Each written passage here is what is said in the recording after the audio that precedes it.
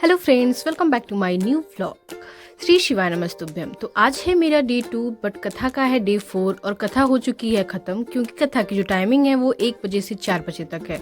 और आप देख सकते हैं कितनी ज़्यादा भीड़ है। जहाँ तक मेरी नज़र जाएगी उससे कहीं दूर यहाँ पे ज़्यादा भीड़ है और पंडाल कुछ दूरी पे है, जिस वजह से यहाँ पे बहुत ज़्यादा क्राउड है। और यहाँ पे जितनी भी ज़्यादा क्राउड है सब ये कथा सुनने वाले हैं भक्त। तो जैसे ही मैं कथा सुन के एग्जिट होती हूँ तो यहाँ पे एक महंत आए हुए थे जो कि वृंदावन से आए थे। तो यहाँ पे हो रहा था रासलीला, जो कि देखने में बहुत अच्छा लग रहा था। तो मैं यहाँ पे जाके कुछ देर यहाँ पे सुनती हूँ, क्योंकि यहाँ भी बहुत लोग थे जो कि यहाँ पे जो रासलीला हो रहा था वो देख रहे थे।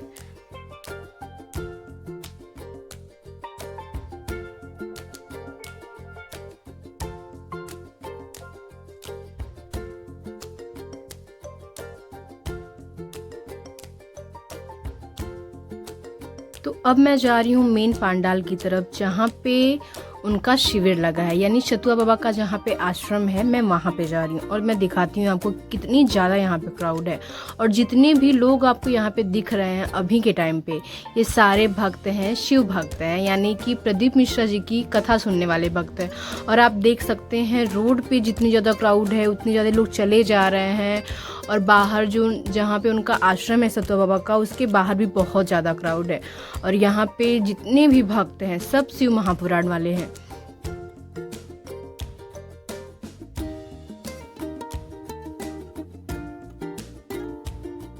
और वहाँ के आंकड़े बता रहे थे ना कि प्रदीप मिश्रा जी की कथा सुनने के लिए 8 लाख भक्त आए हुए हैं। मतलब 8 लाख बहुत ज़्यादा होते हैं, इतने ज़्यादा लोग यहाँ पे आए थे। और ये देखिए सामने आपको दिख भी रहा होगा श्री चतुआ बाबा चौक।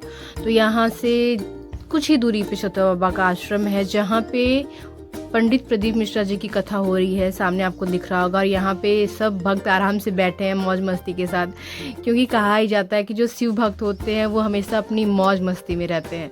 तो कोई फ़र्क नहीं पड़ता कि हम रोड पे बैठे हैं, सड़क पे बैठे हैं, इससे कोई भी फ़र्क नहीं पड़ता है।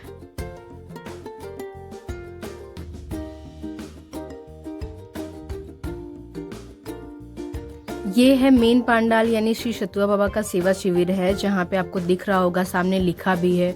और यहाँ पे बहुत सारे लोग हैं जो कि अंदर पंडाल के अंदर जा रहे हैं, बट पंडाल के अंदर तो जगह ही नहीं है। वो एक तरफ से जा रहे हैं और दूसरी तरफ से उनको निकाल दिया जा रहा है, क्योंकि जगह ही नहीं है। तो वहाँ पे कैसे लोग बैठेंगे। और सामने यहाँ पे आप देख सकते हैं पोस्टर भी लगा है, तो जगह जगह पे आपको पोस्टर दिख जाएंगे। और आप आसानी से कहीं भी कथा सुनने के लिए जाते हैं तो हर जगह आपको पोस्टर लिखे नज़र आ ही जाएंगे। तो मैं भी सोच रही थी कि अंदर में जाऊं, बट इतना ज़्यादा क्राउड था कि मैं अंदर नहीं जा पाई। तो थोड़ी टाइम के बाद एक जो लोग कल्पवासी यहाँ पे आए रहते हैं, तो यहाँ भी इनकी कथा होती रहती है। तो वो थे जो कि यहाँ पे बहुत सारे लोगों को, ये जितने भी हैं शिव महापुराण वाले ही हैं, और यहाँ पे सब लोगों को ही बुला के यहाँ पे उनको आश्रय दिया गया था। तो मैं भी यहाँ पे आ गई थी। और आप देख सकते हैं यहाँ पे सब लोग अपना जो भी सामान लाए थे सब रख के आराम से बैठ के सोते हैं। तो मैं भी वहाँ पे चली जाती हूँ। एंड मुझे तो बहुत अच्छा लगता था, क्योंकि कथा का चौथा दिन था, यानी कि जब कहा जाता है कि कथा की जो पहली रात्रि होती है वो शिवरात्रि होती है। तो मैंने भी सोचा कि मुझे यहाँ पे रुकना है शिवरात्रि के दिन। तो ये था कथा की शिवरात्रि, तो मैं यहाँ पे रुकी थी और मुझे बहुत अच्छा लग रहा था। फिर जैसे ही रात में 11 बजते हैं तो मैं निकल जाती हूँ थोड़ा सा बाहर घूमने के लिए। और यहाँ पे रात में 11 बजे भी शॉप वगैरह ओपन थी, जहाँ पे आप जाके कुछ भी चीज़ें खरीद सकते हैं। तो यहाँ पे हमेशा हर साल यहाँ पे माघ मेला लगता है, और मेला है तो जाहिर सी बात है कि यहाँ पे सामान वगैरह तो मिलेगा ही। तो रात में मेला घूमने के बाद मैं सो जाती हूँ पंडाल में जाके, और इसके बाद मेरी नींद खुलती है 3 बजे। फिर मैं निकल जाती हूँ स्नान करने के लिए, क्योंकि वहाँ पे जितने भी लोग थे ना सब स्नान करने के लिए जा रहे थे। और जब मैं इधर स्नान करने के लिए निकलती हूँ संगम के लिए, तो मुझे पता चलता है कि यहाँ तो 1 बजे से ही लोग नहा रहे हैं। मतलब कि लोग सोए ही नहीं हैं। और आप देख सकते हैं इतना ज़्यादा कोहरा है, इतना ज़्यादा कोहरा है कि लोग अच्छे से दिखाई भी नहीं दे रहे। अगर आप पास हैं तो लोग आपको दिखाई देंगे, वरना दूर रहेंगे तो बिल्कुल भी आपको लोग यहाँ पे दिखेंगे नहीं।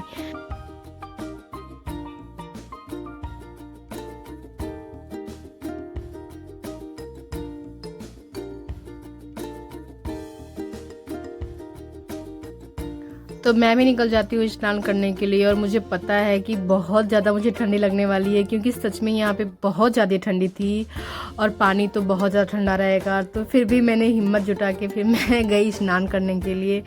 मैं बहुत शॉक्ड हो रही थी कि यार लोग 1 बजे से यहाँ पे नहा रहे हैं। वाकई में यहाँ पे लोग बहुत ज़्यादा ही महान हैं। और जैसे ही हम आगे बढ़ते हैं तो यहाँ पे बहुत सारे लोग रहते हैं जो कि भीख मांगने वाले लोग होते हैं। तो नहाने के बाद दान करना बहुत ज़रूरी होता है, क्योंकि कथा में भी कथावाचक ये बोल चुके हैं कि ये लोग वही लोग हैं जो कि पिछले जन्म में दान नहीं करते हैं। तो आपको नहाने के बाद दान ज़रूर करना है, क्योंकि दान का बहुत ही महत्व माना जाता है। और मैं स्नान करके आ चुकी हूँ और मैं हो चुकी हूँ रेडी, और मैं आपको दिखाती हूँ अपने पंडाल में कि अभी भी काफ़ी लोग यहाँ पे सो रहे हैं और बहुत लोग स्नान करके वापस आ चुके हैं। तो हम लोग यहीं पे कथा सुनेंगे और जितने भी यहाँ पे लोग हैं सारे लोग यहीं पे बैठ के कथा सुनने वाले हैं, क्योंकि यहीं पे LED TV जो लगी है वहीं पे कथा स्टार्ट होगा।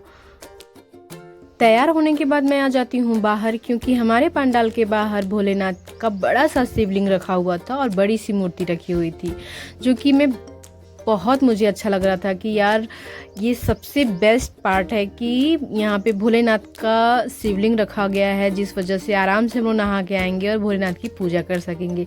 तो मैंने सेम वही चीज़ किया कि मैं नहाने के बाद आके भगवान भोलेनाथ का पूजा करती हूँ। और सामने जो मूर्ति रखी है वहाँ पे एक कंकाल रखा हुआ है, क्योंकि भोलेनाथ को भूतेश्वर महादेव भी कहा जाता है।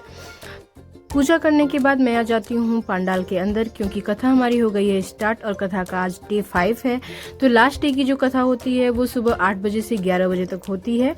तो मैं पंडाल के अंदर आ चुकी हूँ और कथा हमारी शुरू हो गई है। तो अब हम कथा सुनना स्टार्ट करेंगे। तो फाइनली कथा हो गया है ख़त्म, क्योंकि कथा जब चल रहा था तो मैंने मोबाइल बिल्कुल भी यूज़ नहीं किया, क्योंकि मोबाइल मेरा डिस्चार्ज होने वाला था। तो मैंने सोचा कि कुछ तो मैं बचा के रखूं ताकि वीडियोस बनाने काम आए। और यहाँ से हम लोग कथा सुनने के बाद एग्जिट हो रहे हैं और सामने आप देख सकते हैं इतनी ज़्यादा पुलिस फोर्स है, इतनी ज़्यादा हर तरफ पुलिस फोर्स है और इतनी ज़्यादा क्राउड है। ये सारे लोग कथा सुनने वाले हैं और कथा ख़त्म होने के बाद सब लोग एग्जिट होने लगते हैं।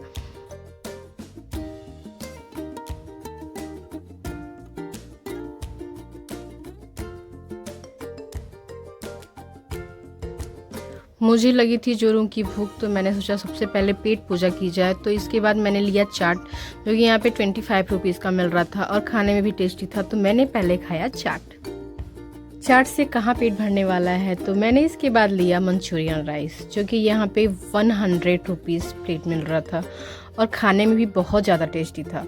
इससे मेरा पेट फुल हो जाता है।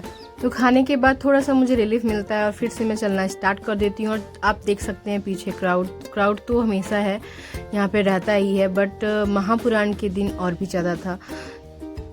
Please like, share, subscribe and thank you so much for watching this video.